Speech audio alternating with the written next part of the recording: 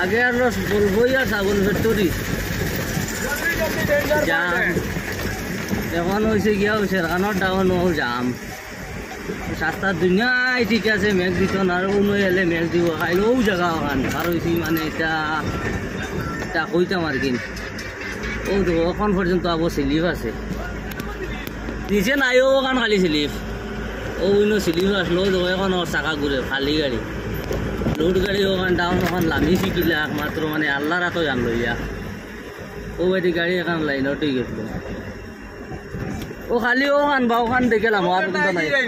না না আমি বাদে আর একটু মারি আজি খাই রাইট লামিছি